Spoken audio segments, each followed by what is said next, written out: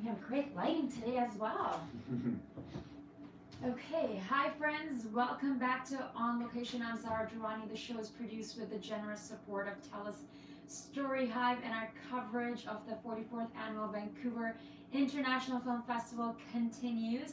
Joining me today, I'm so honored to be sitting down here with Phil Grabsky, who is an award-winning filmmaker and co-director, and we're going to be talking about his latest project. Phil, welcome to Thank Vancouver. you. How are you feeling? Great. Best festival in the world. Always happy to be here. I think this might be the 14th time I've been invited to show a film. So I know the festival well. And it's actually one of the few festivals I always will say yes to because it's so good. Amazing. And where are you coming from? Brighton, England. Wow, long flight. Long flight. How's the jet lag treating you? Fine. No jet lag.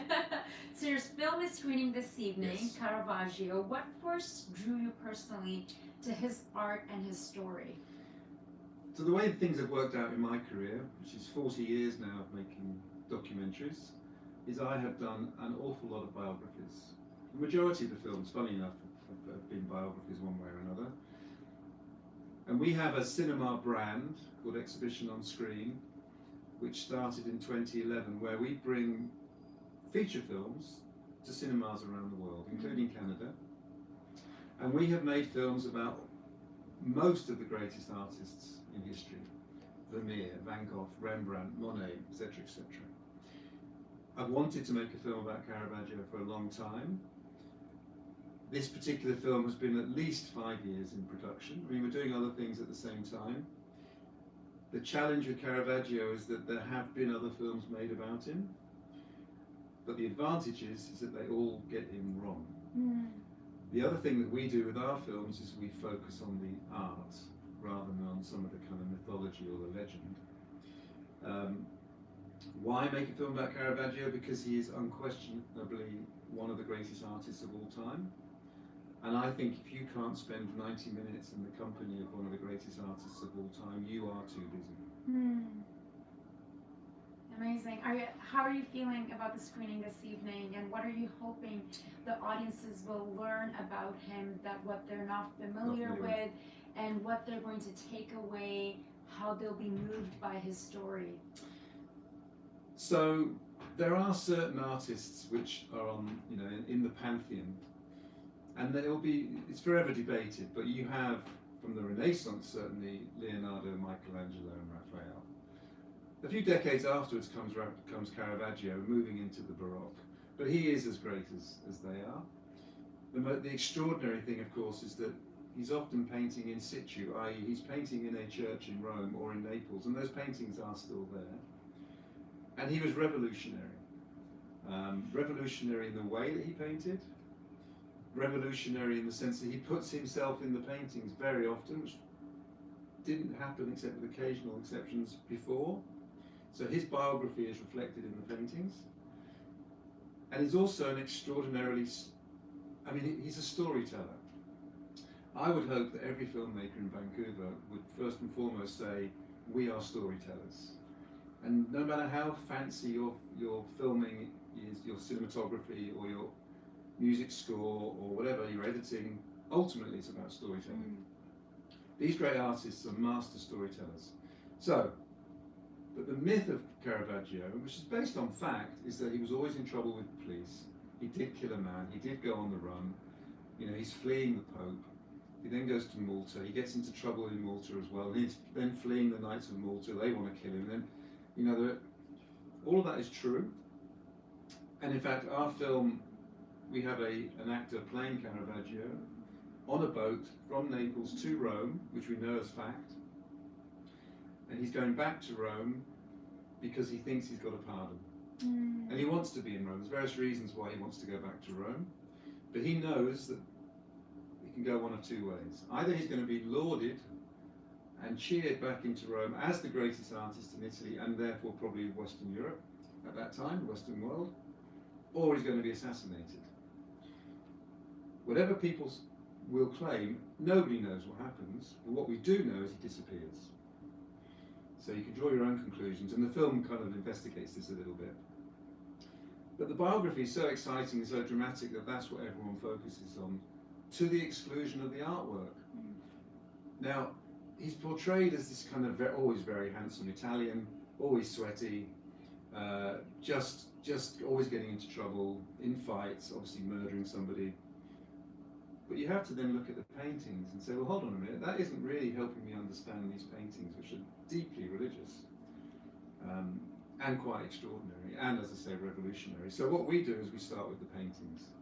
What are the paintings telling us about his life story, about what he's trying to achieve, and about what happens to him? Tonight is actually the first public presentation of the finished film. Wow. We've only had one previous screening where we showed an unfinished film at another film festival. That was very encouraging because out of many, many films it won the audience award. We thought that's good because it's not even finished. But tonight will be the first time it's being shown to a paying audience, if you like. And then in November it goes worldwide. I mean, we're in 60 countries, including Canada, and then we'll see. That's incredible. And the fact that you've been making this for the last 5 years, obviously very passionate about art and storytelling. I was reading you've also done Frida Kahlo, so I'm very excited to watch that one. You've directed many exhibition on-screen films. What makes this one stand out to you compared to the others you've worked on? There is on the creative side, I mean, now this is our 40th. I don't think there's going to be, certainly in the United Kingdom, I doubt there's a production company that has made as many feature documentaries in the last 20 years. That's, I mean, you know, it's not to say that quality is, in quantity is everything, but still, we are very productive. We've made 40 exhibition on screens. This is the first time where myself and David, my co-director, who has directed many other exhibition on screen films, it is the first time where we have scripted the lead character. In films like Van Gogh, Goya, Frida Kahlo, you mentioned, we do have somebody who plays the character, but they're not talking. Frida Kahlo is a very good example where we had somebody who looked absolutely like Frida Kahlo, and we have her in certain situations, but she's just acting to illustrate, you know, letters that are being read, for example. This is the first time that we scripted, and so first of all, it's got to be good. Secondly, and it's just a kind of bête noire of my own, you know, I don't think you mustn't bend reality to make something more dramatic, which I see quite a lot in documentaries where things are exaggerated because they're more sexy. We don't want to do that, bearing in mind that, you know, there very little correspondence has survived from Caravaggio, so we are imagining what he's saying. And I want to be able to, if anyone was to say, well, why would he have said that? I need to be able to say, well, this is the evidence for why he would have said that. So that's taken a bit of time. It also just takes time to do the research, gain permissions to film the paintings, to film the locations. It's you know, we are also busy. We had a film, you know, we are releasing 4 films a year, 3 or 4 films a year. So some things just take time. I'm also slightly dodging, you know, if somebody else is releasing a film about Caravaggio, it might be what we call a Euro pudding. There was one a couple of years ago about Caravaggio, which was, I think, an Italian production. Not my cup of tea, but you know, we can't release at the same time, so that kind of delays things a little bit. But we are very encouraged by the response so far, and we're pushing the baby out now, and we'll see what happens. And how many screenings are you having in Vancouver? There are 3 in Vancouver, which is very nice. And where can audiences? So we're talking today, and there's a screening just at about 6 o'clock at the International Village. Tomorrow, Saturday, I've just been to look at the cinema on Granville Island. I actually leave on Sunday, but there's another one on Monday. They've added an extra one on the Monday. And offhand, I couldn't tell you where that is, but there might be the International Village again. And will you be present before you go to both of those screenings? At the first 2, I'll be doing an introduction and a question and answer. And one of the many reasons I like coming to VIF is that the audience is, one, almost always sold out, which is great. although film festivals usually are quite busy. But the audiences are very enthusiastic and they ask good questions and or make good commentary. I mean, as filmmakers, film festivals are actually fantastic. It's not just about exposure or, I mean, we don't need to find distribution. Some filmmakers are trying to find distribution, or they're trying to get a press quote. Or for us, you're often seeing the film at a very, in my case tonight, for the first time with a paying audience. But sometimes also just sitting at the back and seeing when people react, and then hearing the questions. And it's fine if someone wants to challenge and say, well, why did you say that? Or why did you... and I've found over the years, and I've been coming here, I think the first film was a film about a little boy growing up in Afghanistan, so that would be 2003 or 4, so it's 20 years. I've found the audiences here are fantastically responsive, which is very valuable to a filmmaker. And I'm sure to sit there with the audience, you're sitting in the back and seeing moments that you hope would land, or the aha moments, or the touching moments. I'm sure as a filmmaker that must be very rewarding, because these people, our time is precious, it's a Friday night or Sunday, Monday, whatever. They're taking time out of their schedule to buy this ticket and to learn to be educated, and the fact that we get to watch something like this, I'm excited to watch it. There's a couple of things. First of all, in the brochure, I mean, you might spend anywhere from $100,000 to $10 million. If you're coming out of Hollywood, it could be $100 million. And it all comes down to the placement, the little thumbnail. I'll show a little thumbnail picture and 50 words. And so, when I get the brochure myself, I'm looking at it and it's got to hit straight away. So first of all, if the audience is there tonight, it means that the picture that we've chosen and the 50-word summary that we've made, or the festival's made, has worked. That's the first thing.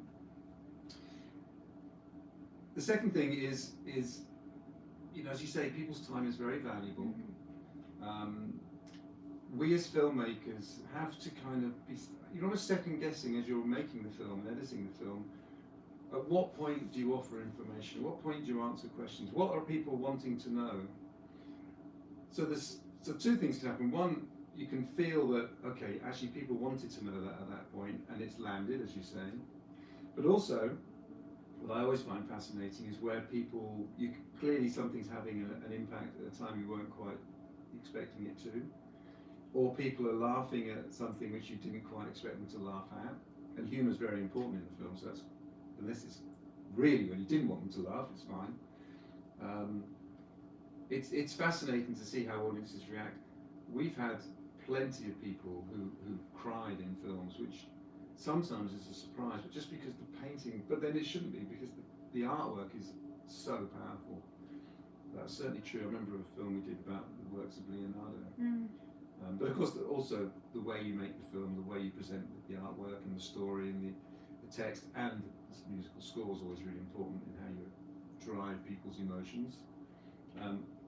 I think the thing about Caravaggio is that his paintings, bear in mind, back in the 1600s, the majority of people were illiterate, but they almost universally believed in God. But the way they understood the stories was through pictures. And this is a time when the Catholic Church is having to fight almost for its very survival. You have a Protestant Reformation, and one of the aspects of that is they're saying the Catholic Church is corrupt, it's this, it's that. The Catholic Church is fighting back by saying we need to clean up and we need to communicate what is at the essence of our religion. And then Caravaggio comes along, and he's, sometimes he goes too far, and you'll see that in the paintings. He's very provocative because he's using people off the street. He uses a prostitute as his model for Mary.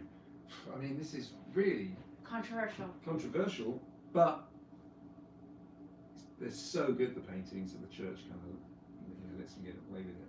Art has always been a way for communities to process whether faith or trauma or hope. How would you say Caravaggio's work speaks to our modern moment right now? I think that's such a good question. There is no point making a film, and there's 200 plus films here. If you've just made your film for financial gain, I kind of think that's a wasted opportunity. Sometimes I think, I've been making films about culture and all sorts of different things. But for 40 years, what impact has it had? Look around us. The world seems worse now than it did 40 years ago.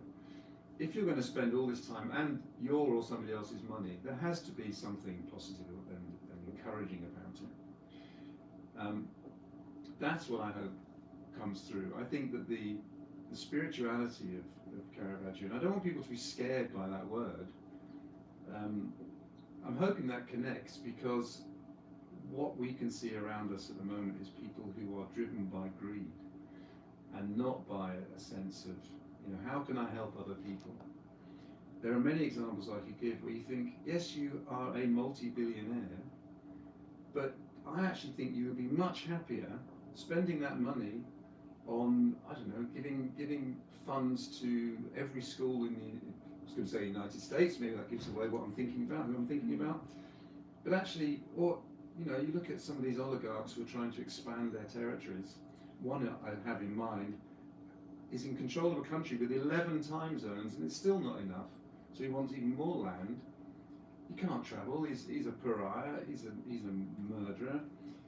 And you think, actually, if you'd used all those resources to actually help your own people, you'd probably be happier yourself. So, in a tiny, tiny way, but maybe cumulatively, all us filmmakers, we can just encourage people to think about others. And obviously my focus at the moment is in terms of art. All filmmakers, we're all artists one way or another. And we can't just stand back and say, I'm disengaging from it, there's nothing I can do. To give you one very small example, there is a fantastic commissioning editor for a European broadcaster that I know very well, and she said, I've been wanting someone to make a film about the repression of press freedoms in the United States. And she said, I cannot find a filmmaker brave enough to take it on, because they say, I'm scared that if I take this subject on, there will be people at the end of outside my door. That's a terrible situation. And I think there's a lot of topics, like even for myself, that I have to, for work purposes, not say anything about. So I respect a lot of individuals and even reach out to them who speak publicly or passionately, and however, art, film, media, they are platforms for us to use to talk about things, but also being an independent storyteller, there's also, like, I have bills to pay. There's a lot of different, things you have to be mindful of. And this is Caravaggio. So Caravaggio is absolutely passionate about storytelling, but he has to work within certain constraints. And of course, in his case, he pushes things a little bit too far, and maybe, you have to watch the film, but maybe the mystery of his disappearance is because he just, ultimately he did go that little bit too far. Maybe. But he was constantly trying to connect to people whilst being aware that there were certain things that he really shouldn't do. I think it's safe to say with him, though, that he never went so far. This was a time when people could be, hung, drawn and quartered, burnt at the stake, beheaded. I mean, if you stepped out of line, the consequences were dire. Certainly until his final disappearance, that doesn't happen to him. So that's part of the fascination of the film, is how he manoeuvres his way. And he was outspoken. And I think that a film has to have contemporary resonance, really. So I think Caravaggio does. Wonderful. I know you have to run. I just want to ask one last question before you leave. Why do you believe cultural storytelling, whether through film, painting, or festivals like WIF, is so important today? Well, I mean, Caravaggio remains one of the greatest artists of all time. Through the centuries, we're talking 400 years now, because he's a master storyteller. And what I'm trying to do as a filmmaker is aspire in that direction. I'd never compare myself to a Caravaggio. And I think that we have to have a point of view. I think it has to be a balanced point of view, but one based, as I said earlier, on respect, trying to help the community. however large that is. And I think culture plays an enormous role. And you know, in many ways, I mean, it's constantly changing. Obviously, in the last 40 years, the changes in my working life are immense. In some ways, things have got worse, and in many ways, they've got better. And you're constantly kind of navigating your way around it. But the pressures on the arts now are quite extraordinary, and not all good. And again, we've seen that in many countries, not least again in the United States recently, where you know the arts funding gets cut way before military spending gets cut, for example. And I just think that is a really stupid thing to do, for all sorts of reasons. You know, long live VIF for like promoting films and encouraging films and filmmakers, and there are plenty other festivals too. But you know, I see it when I try to sell these films to the international community, broadcasters, which in some ways you could argue it is changing, but are still perhaps the major conduit of information to people, just barely interested. And I think that's you know, if I used to make films from arts and entertainment, A&E, and the A stood for arts. The last time I looked, they had in peak time 6 programs of storage wars back to back, which is basically about greed. We're going to bid on what's in that storage. We don't know. We'll have to smash the padlock, and we're hoping that there's stuff in there, which is stuff that belonged to a human being that for some reason they've not come back to. There could be quite sad reasons. We're going to smash the padlock, go inside, and see what we can make money from. Well, you know, what's the benefit in all that? So you know, we fight the good fight. There aren't actually that many of us who make feature documentaries about artists, but the audience is there. I mean, as I said, I think we're up to about 6 or 7 million seats sold with our films. So the audiences are interested, and fortunately, there are more and more cinemas that have the capabilities of showing these films. So here, you know, VIF, right, will play for 3. They'll have 3 screenings at the festival, but then it will also play at the VIF cinema subsequently as well, which is a beautiful cinema. Brilliant. Well, we're so glad you're doing what Thank you're you. doing and you're passionate. I know you have to run to catch a movie. One last thing, what films are you looking forward to and what are you watching? Because you have to run and go watch a movie right now. You know, one of the great things about VIF, and I do go to other festivals, is that the program is so strong. So I'm off now to see a film about, it's called The Prosecutors, I'm assuming I can get in, which is about Russian history. I mean, for me, I like films which tell me something about the world. You know, that's just what I'm interested in. Well, I guess all films tell you something about the world, but I like things which are kind of slightly more factually based. But I've seen a few films. The trouble is the choice. And of course, it may be changing with streaming. The sad thing, of course, is of these 200 films, you know, once the festival is over, how many of them will I be able to track down and watch in other ways? So that means you'll be barely sleeping, but we want to make sure that you catch your movie, Phil. I'm so excited I got to speak to you. Thank you. I'm excited to see the rest of your work because I'm very passionate about some of those artists and also very excited about Caravaggio. Exhibitiononscreen.com. Wonderful. We're all there. Truly excited. Thank you so much, everyone, for tuning in. Stay tuned for our coverage of the 44th Annual Vancouver International Film Festival. Thank you again, Phil. Very welcome. Merci. Oof, right, thank you. We tried to get you out on time. That's good.